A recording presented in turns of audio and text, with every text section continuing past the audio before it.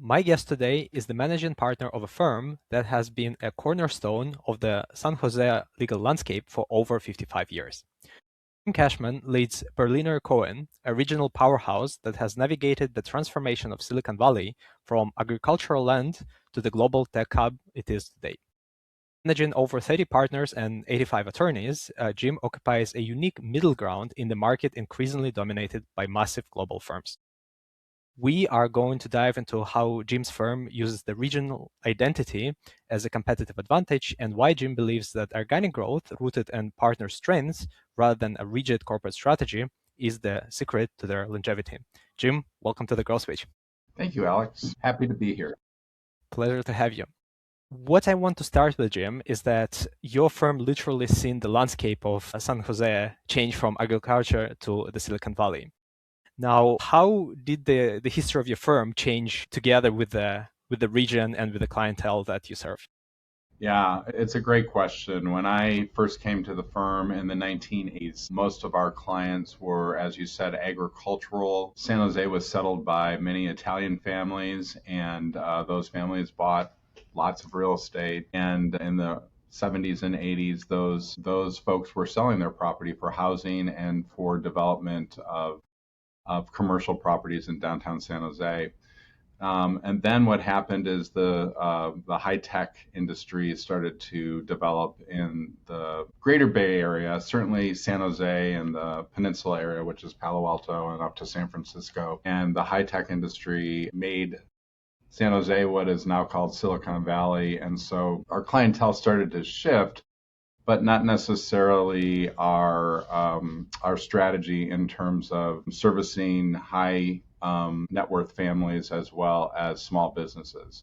Where many of the firms in Palo Alto and San Francisco were focused on the high tech industry, our firm remained sort of focused on the small businesses and these high net worth families that created their wealth through the sale of their real estate, and then the developers that developed that real estate into what is now downtown San Jose and the peninsula. Did the DNA of the firm in terms of the culture had to change as well with the change in clientele, or how did the culture evolve with that shift as it happened? Yeah, and in our firm, culture is probably the number one thing we think about a lot as partners and in terms of management. And certainly in the early days, we were formed in 1969. So in the 60s and 70s, the firm was a small firm. They were trying to figure out, exactly what it is they wanted to be because of the real estate changing in San Jose and the Silicon Valley. Real estate became sort of the focus of our practice. And at that point, there were probably 10 to 15 attorneys. Half of them were partners. It was a very small, sort of cohesive group of folks. And then as the firm grew in the 80s and 90s, the culture changed to be more of a stabilized firm. I think in the beginning it was sort of they were managing and just doing what they thought was the best thing to grow their business. But in the 80s and 90s, it became more stabilized where we had certain departments that were formed. We started to see our business shift to the small businesses, real estate, and estate planning clients. And that was a culture change in terms of how you were going to manage that.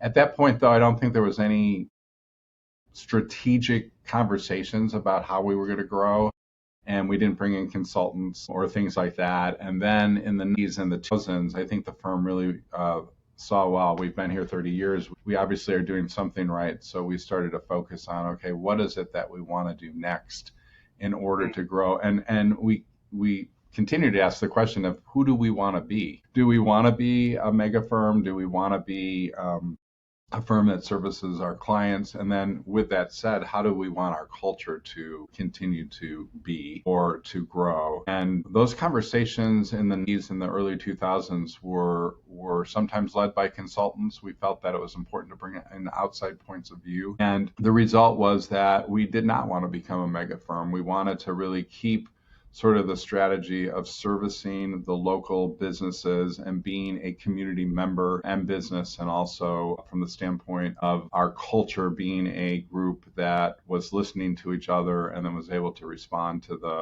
the needs of our clients and to the needs of the people who work. With that decision of understanding where your perfect size is in terms of the culture and your work, Do you maybe have examples of both the situation when you were happy that you made the right choice in the way, maybe you took a bet and it worked out well, and maybe you can also give me an example where maybe there was an opportunity to pursue, but you feel that, you missed out on it, or you would have done things differently if you could.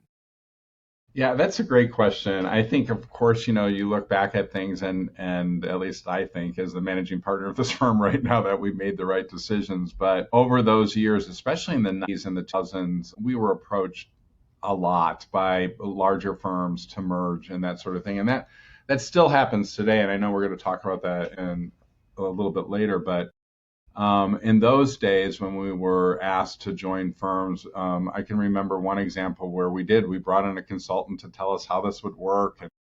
And I think the firm concluded at that point that we just weren't wanting to do that, and probably weren't ready to do that. This was probably in the early 90s.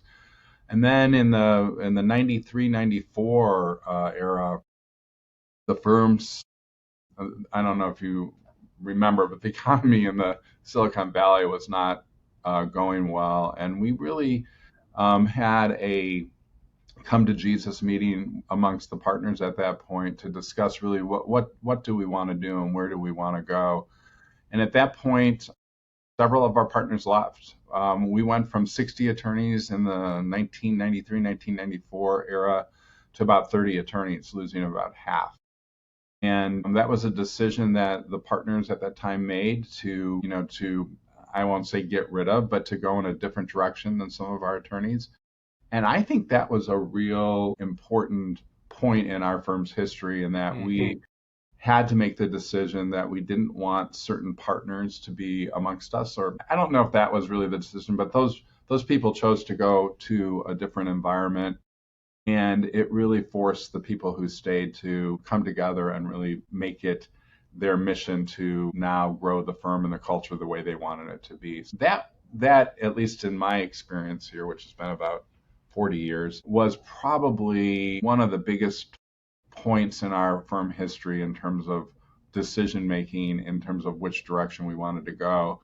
And then after that, I can remember, probably this was now 15 years ago, maybe 10 years ago, we were approached by an LA firm, very serious conversations about merging. They were about the same size of us. They had certain practices that we thought would be great for us, and vice versa. At that point, we had established our Central Valley offices, which are in the Central Valley of California, Modesto and Merced. And those offices had a large agricultural and water practice. And this firm really thought that that was a great practice to also acquire. Had serious conversations with them for about 3 months, and then we said, we're going to just stay on the path that we're on and continue to, again, just be this local San Jose firm. And I think that was the right decision, merging with another firm, regardless. And we thought their culture was good, but it wasn't the same.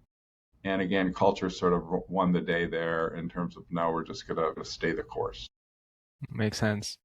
And Jim, your personal career is intertwined with, of course, the history of the firm as well. On personal level, what were some of the decisions that you made, whether it is to acquire a skill set or, take a position on a certain decision? What were some of the personal decisions throughout the year that maybe you want to spotlight? Yeah, I've had a great career, but it was sort of an unexpected career when I look back at it. I joined the firm as a tax attorney, again, to join the tax department here. And at the time, the firm was doing some estate planning. They had a partner that was doing or heading up the estate planning area. He had been one of those partners that left because he wanted to go to a bigger environment.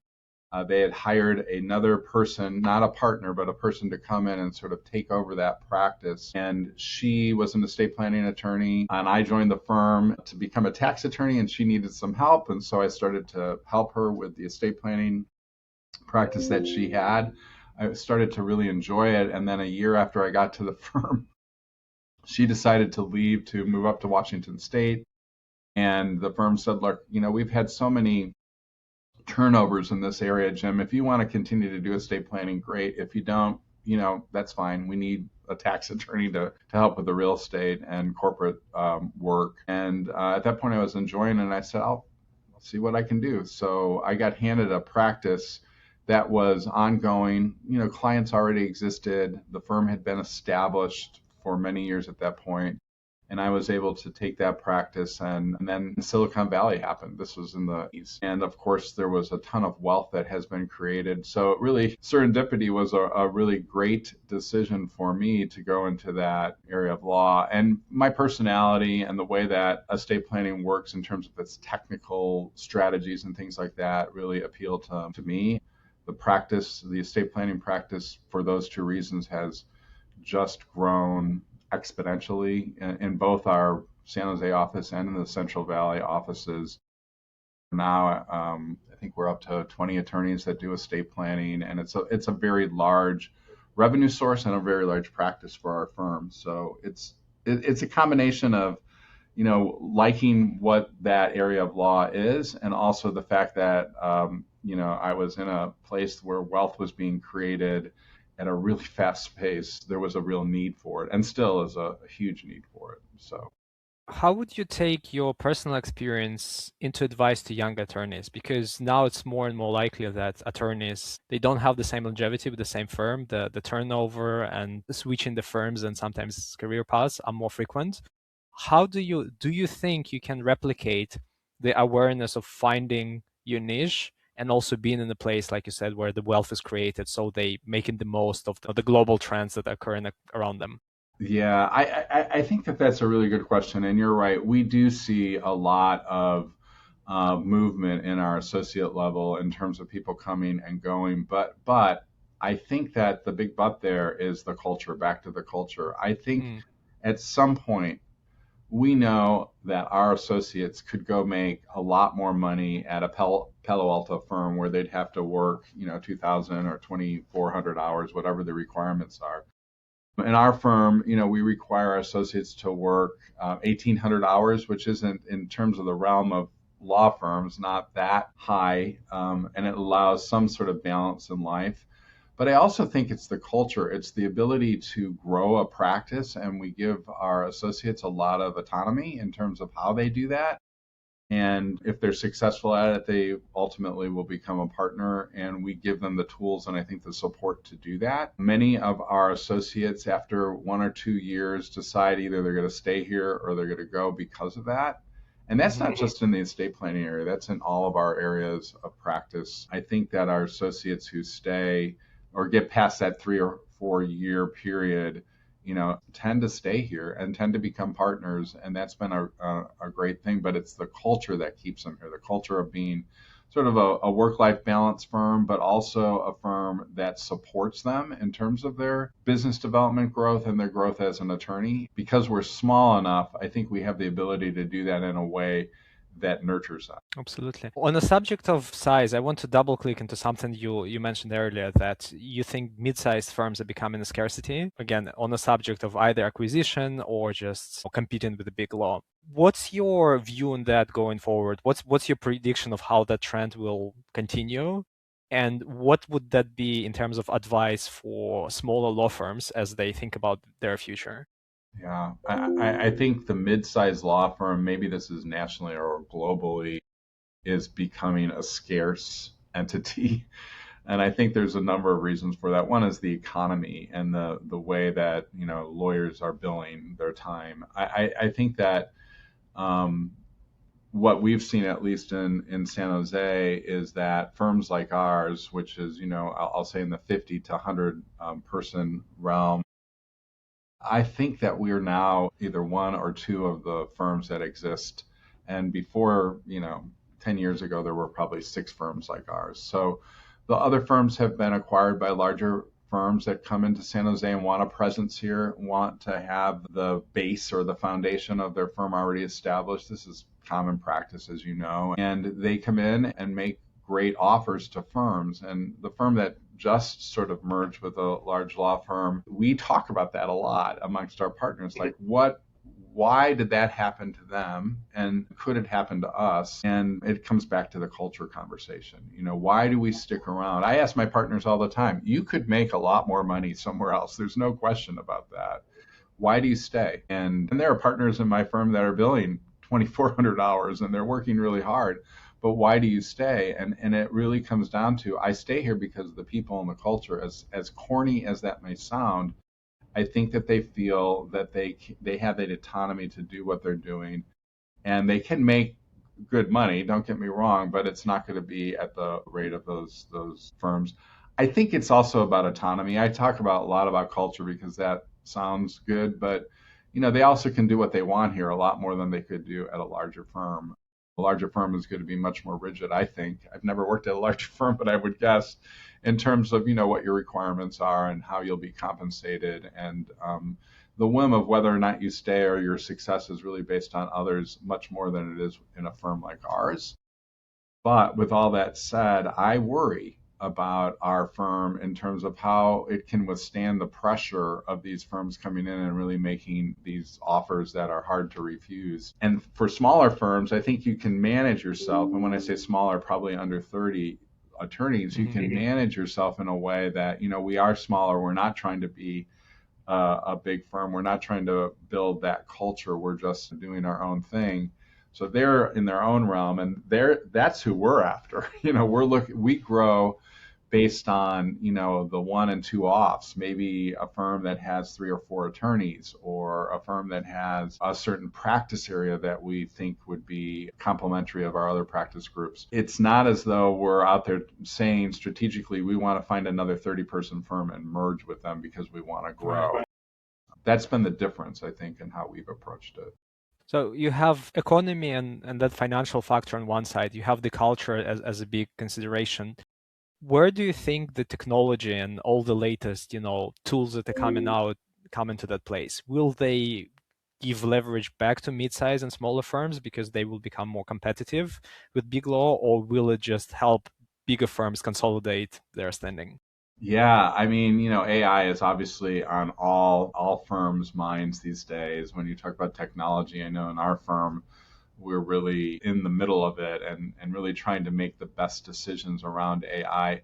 And, in the legal industry, AI is well, probably any service industry, there's so much about it that's going to change the way that we work and operate and bill and our culture, and we really are trying to get our hands around that. And when I say we, it's our firm, and then we're in groups of other firms that are larger that we have these conversations with. And I don't think we're different than any other firm in trying to figure out exactly where this is going to land.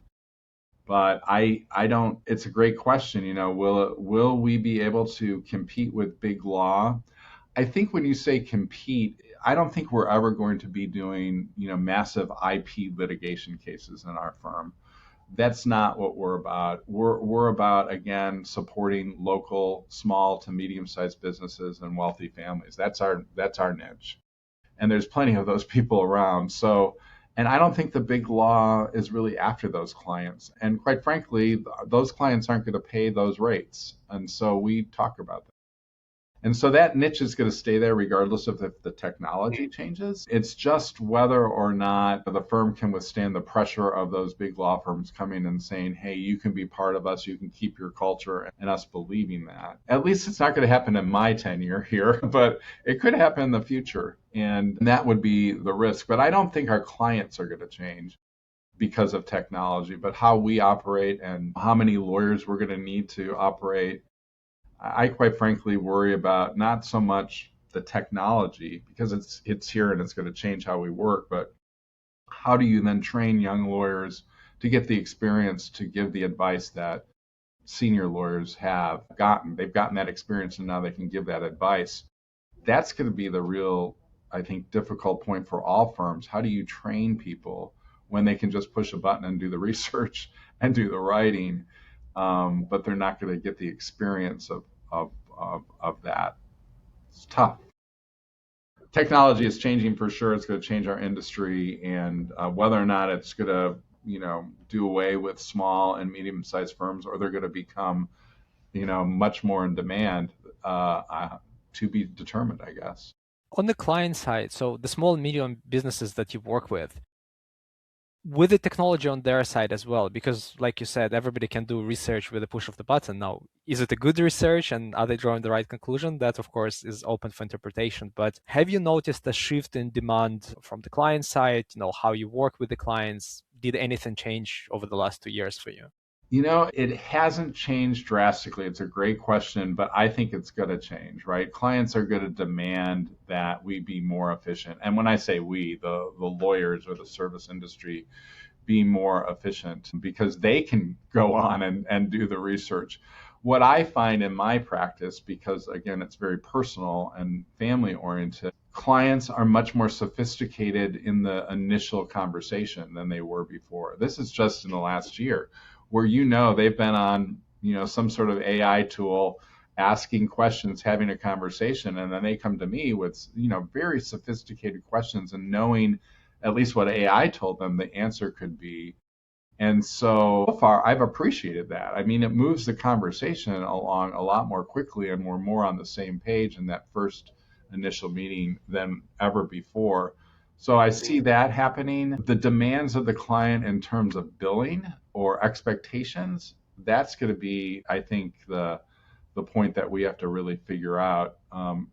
Is it going to go to value or price billing versus, we're still an hourly billing firm? I think so. My whole career, I've always given ranges of what it's going to cost. I'll say if this is the project, this will be your budget. But I think for our litigators and for maybe some of our corporate folks, it's going to be a little bit of a different change, where they're going to have to say this is what the cost is going to be, or at least an estimate.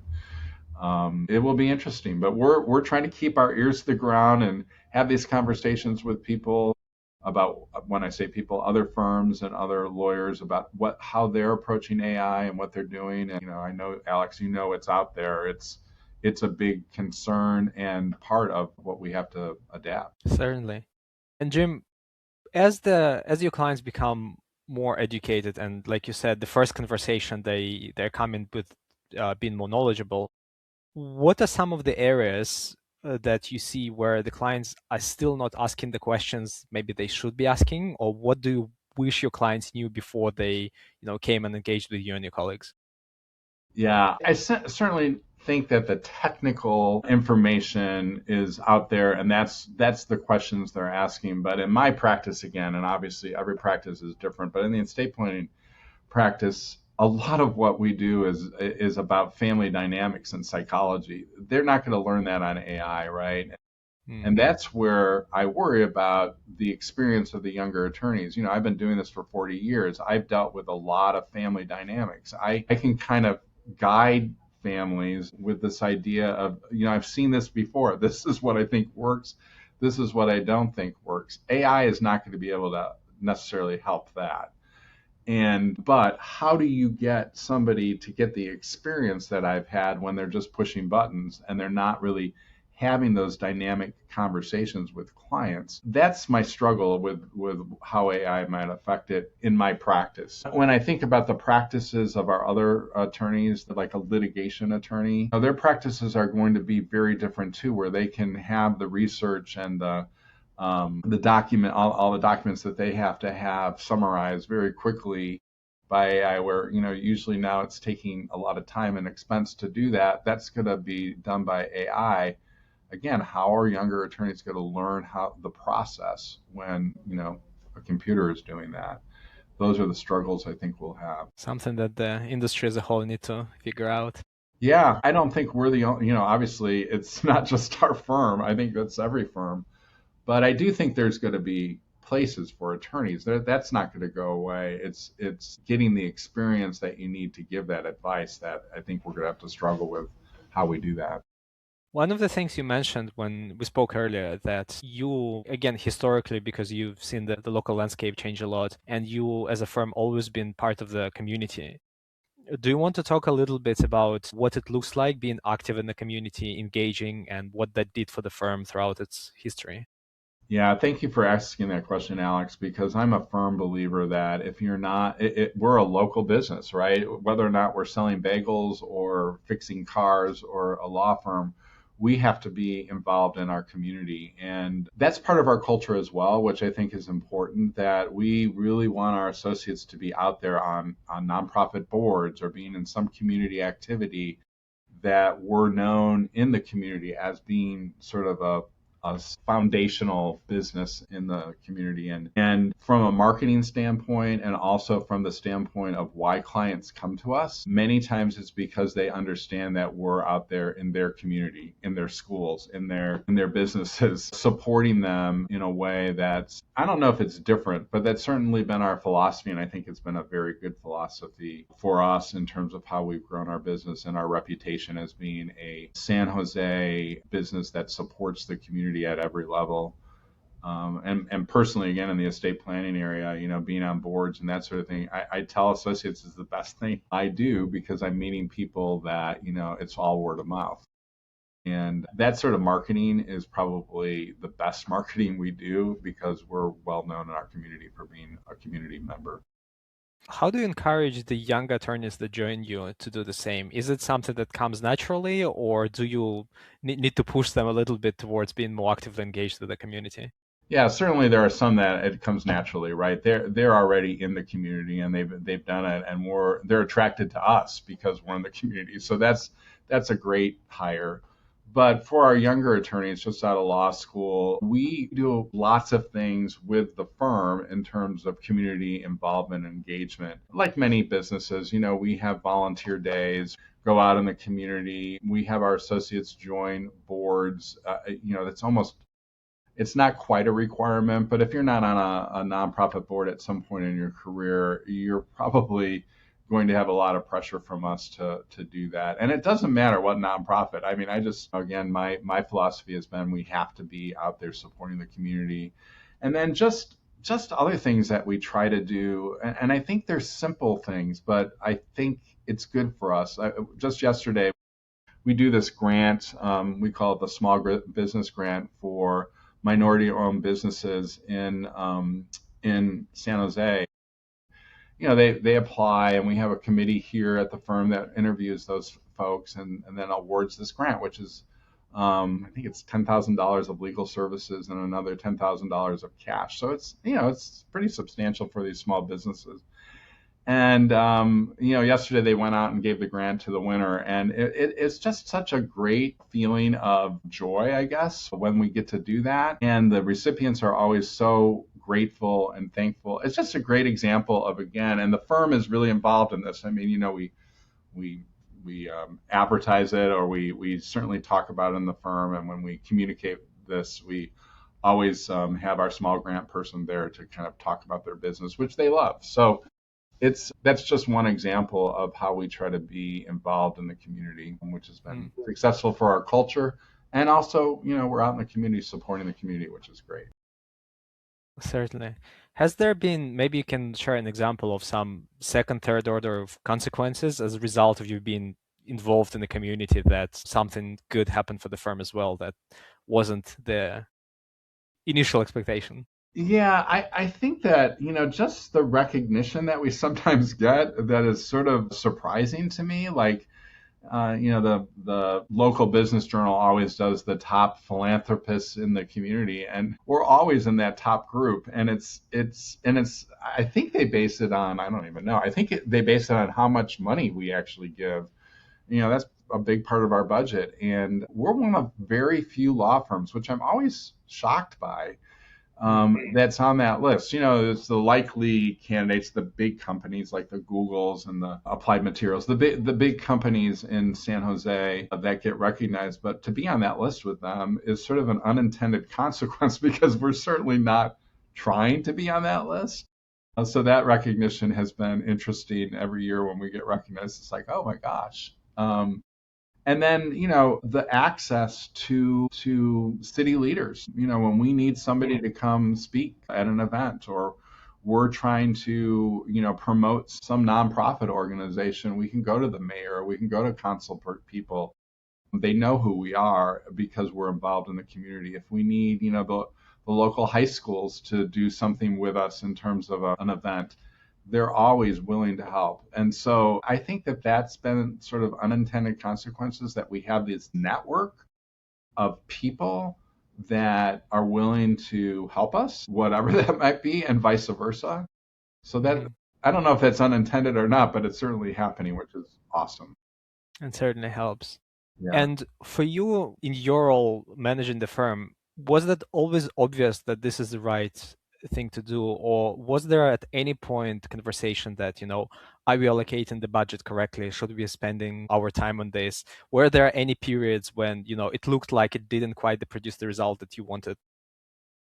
Another great question. I think it is, it's my leadership style, and it's driven by that more than, the firm's philosophy. I've been managing the partnership for 13 years, so it's sort of become ingrained, I hope, with our firm. But as we switch our management in the future, it will really depend on that leadership and their objectives in terms of does this work.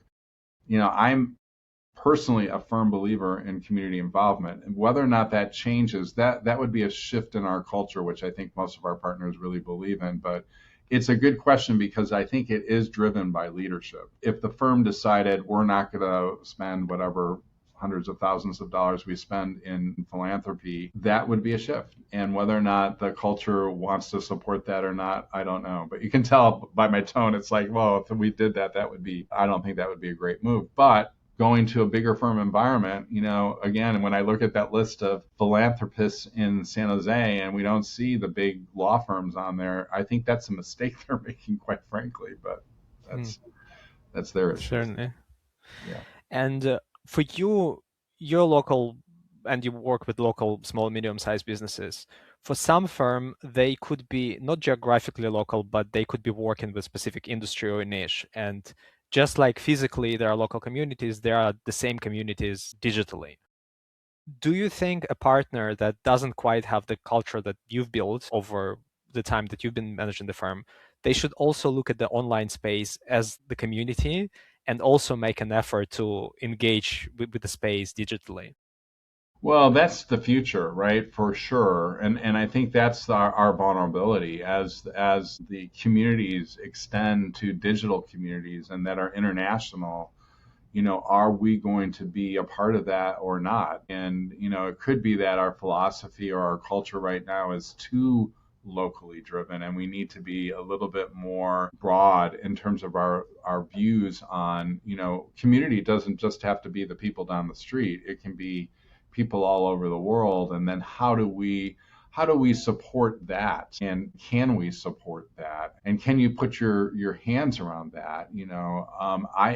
I think that will be a struggle for us in our culture, but it's here. Like you're saying, Alex, the world is changing. The world is so much smaller than it was as I was growing up in this firm and leading the firm. And I think that's the things that the challenges of our firm going forward is like how are we going to be a part of that, like you said, technology and expansion that is just going to be driven by our society.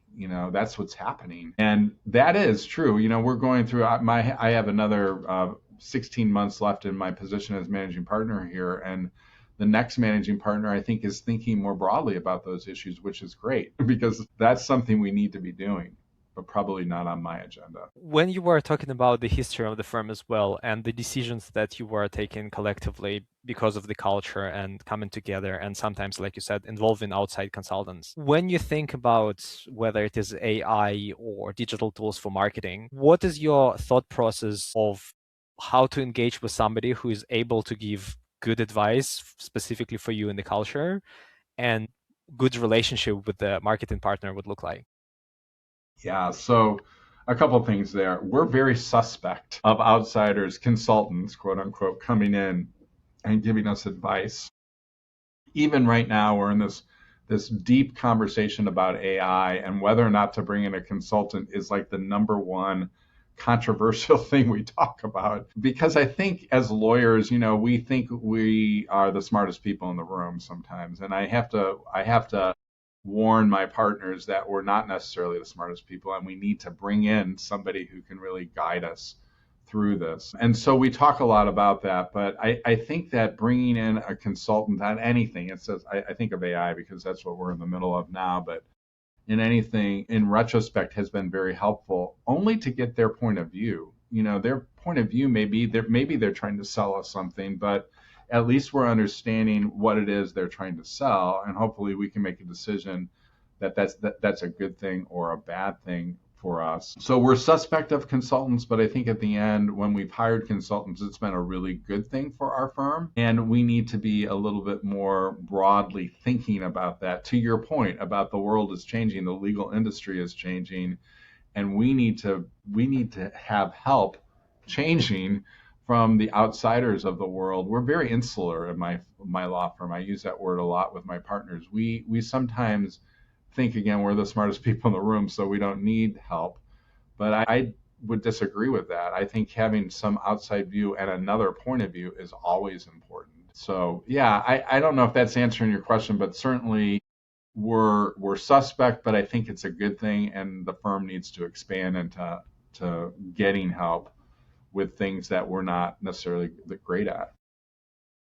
I asked another guest I had on recently a similar question, and the answer she gave is that the good relationship actually goes back on the law firm. It's all about being educated consumer for those services. You have to know what to expect. And it's interesting because the way you described it, it's as well, it is that holistic approach. You need to understand what's the strategy, not to assume that, we are the smartest people in the room. Let's first understand the strategy, because from our side, as somebody who works on the marketing side, we've seen a lot of firms have negative experience because they jumped into action before fully understanding the grand scheme of things, and it just leaves everybody disappointed. I've seen it in my firm, right? I mean, and we're sort of simplistic in our approach, and the world is changing in marketing and other areas. And if we don't keep up with it, we're going to fall behind. The other thing that's interesting about our firm is that we're partner managed. We manage this whole process. So we don't have an outsider like executive director, or when I say outsider, a non-attorney. So we have a managing partner, we have a partner in charge of finance who is basically the CFO, and then we have a partner in charge of operations, the COO, partner in charge of marketing, the chief marketing director. Those people have their own practices, and so the time and energy that needs to be spent without a consultant is a lot, and more so as we get larger and these very technical issues are in front of us, we need to have help. So I think that's part of our culture as well, which needs to probably change, is that we're, again, so insular in terms of how we think. We need more outside help in terms of forming our opinions. From your experience, and like you said, your partner managed, when do you think it becomes necessary to bring somebody who will be, head of business development or head of marketing, so that there is a dedicated person to that function, whether it's driving initiatives in-house or working with external partners? Yeah, it's a great question. To me, it's a question of at what point, at what size do we really have to have an outside? And marketing is a great example of that. We have a partner who's outstanding at marketing, but she also is a full-time attorney who has a very successful and large practice, and her ideas are amazing. And then we have staff that helps her, right? We have a director of marketing who is a non-attorney who sort of effectuates her ideas. But there's only so many ideas that she can have that we can effectuate from the standpoint of marketing. And so at some point, we, in my opinion, need a consultant to come in and say, this is how you expand your marketing, and this is what it's going to do for your revenue. But we haven't gotten there yet. For somebody who is a smaller firm and they're thinking about growing in 2026 to still have that mid-market place while it exists, what would be your advice for the firm that wants to grow, to focus on this year? Oh wow! I mean, I think I'm going to come back to culture. You have to really figure out what culture you are, and then how you're going to attract your talent. When I say talent, attorneys and staff, people want to work with any company or any business because of not only how much money they're going to be paid, but is it a place I want to come to work every day? And so if you're a firm, no matter what size, that should be, a primary concern for sure. In terms of the mid-market, I think there's always going to be, as long as we have small businesses and medium-sized businesses. And when I say that, maybe 50 to $100 million in revenue, up to that amount at some point, we can't service those other law firm, or I'm sorry, not law firms, but other businesses. Although I think of examples where we do. It's a point of really knowing your market and staying true to that, knowing your client base and staying true to that. Who are you? Like we ask the question all the time, who are we? Who are we? What are we trying to be? What are we trying to not be? And, we take tons of time and energy and years to really get to the point that we're not trying to be a 1,000 person firm. That's not what we want to do. We're trying to work. We always say we're working to the work, which is the work is these mid-sized businesses and families that are providing us the work. That's how we have grown, and the demand for that has grown. So I'd tell a smaller firm, the demand is out there. You just have to figure out how to incorporate and grow your business to those clients and compete with us. How do you do that? Is it rates? Is it attorneys? Is it being in the community? All those things that we've sort of figured out as the secret sauce. For the San Jose firms that might be interested in potentially working with you, where can they learn more about you and the firm? Well, we certainly have a website, right? I mean, that's where everybody starts. We probably need work with our website as well. But, I think that people in San Jose know who we are, and they know who we are. When I say that, our partners are well known. I think if somebody was interested in talking to us more about, our firm and our growth, they know who we are and they talk to us. I mean, I've been engaged in many conversations with other law firms and other managing partners. In fact, one of the great things that has happened as manager of this business is to associate myself with other people who are doing a similar job in a similar environment in a similar geography.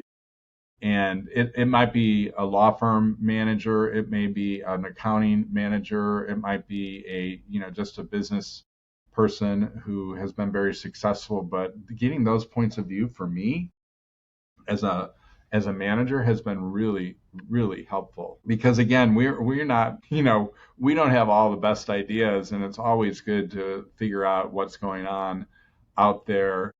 I do note that in the legal community, at least, there's a lot of proprietary issues with, what our rates are and how we manage. But when I've had these conversations with other managers of other law firms in San Jose, it's always interesting to see how they're doing it. And are we doing it better or worse or whatever? That's an opinion. Yeah, it is always interesting to compare and sort of benchmark against how your peers are doing and to find that out. Yeah, and we don't know. We don't know what their revenue is at the end of the day. We do know that we're still here after 56 years, so we're doing something right. But I always think you can do something better, right? That's my job, to figure out, can we be more efficient? Can we do something better? What can we do that will make us a better place to work?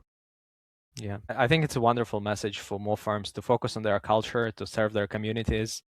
Never assume that you're the smartest person in the room and always try to do things better. I think if you do that, you're directionally correct. Yeah, and keeping all those things afloat or all those balls up in the air, that's not an easy task, by the way. But I agree with you. If you can keep that in mind, those are simple things that really, at the end of the day, affect a successful business. And it's not just law firms. I think it's all businesses. Certainly. Jim, thank you so much for coming. It's been fantastic having you on. Yeah, thank you, Alex. It's been a pleasure. Thank you. All right, take care. Bye.